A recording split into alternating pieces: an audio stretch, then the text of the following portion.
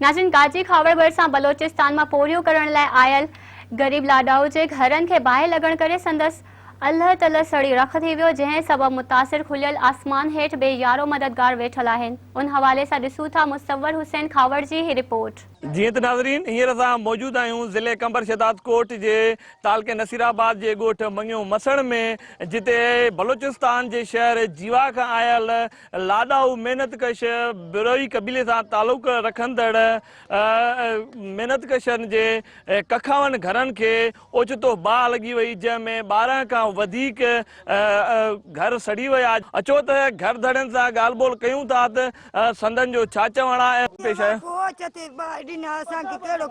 रोज़ी जो दिल्ली दिना पड़ पटिया अटो पानी सब विया ढोकड़ पैसो साईं सब सड़ी विया। ॿार बचड़ा छा बचियो असांजे लाइ का शइ कोन, जेको सो हुयो वियो। हाणे मदद कयो तव्हां, जेको सो सरे सघे ॾियो। गरीब माण्हू परदेसी असां वटि का शइ न थियो आहे। मौजूद न हुयोसि ओचिते असां होॾो मज़ूरी जे था वियो हेॾो बा हिकिड़ो छोकिरी हुअसि पोयों घर बसि उतारे कयो। मां आयो माण्हू आयो त सड़ी वियो। सर जीअं असांखे इतला मिलियो आहे असां हुतां निकितासीं, फौरन तौरन निकितासीं। ॻोठाणा पंहिंजो बि मदद कनि पिया, असांखे बि हिते पहुतासीं। असां बि ॿाहिरि विसायोसीं, इन जे करे घणो घर सड़ण खां बचाए वरितोसीं। असां पहुतासीं टाइम ते।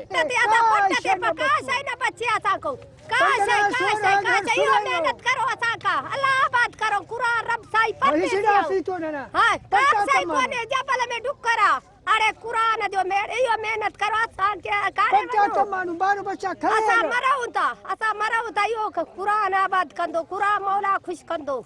ईंदा आहिनि मज़ूरी महिनत जे लाइ, हिते पहुचंदा आहिनि किलाबनि जे लाइ। पोइ हिते मज़ूरी कंदा, मज़ूरी पोइ हिते 6 महीना रहंदा आहिनि। 6 महीननि खां पोइ वीचारा हलिया वेंदा आहिनि। पर इहो ओचितो अलाए कीअं बाहि लॻी वई, जंहिंजे ही 12-13 घर सड़ी विया। इन में हिननि जी माली सुठो पैसो हुयो, छो जो हिननि जी असांखे ख़बर आहे रखंदा आहिनि पैसा पोइ हिते वञण जे लाइ। कैमरामैन राजा शजराबाद सां गॾु मुसव्वर हुसैन, मेरान टी न्यूज़, गाजी।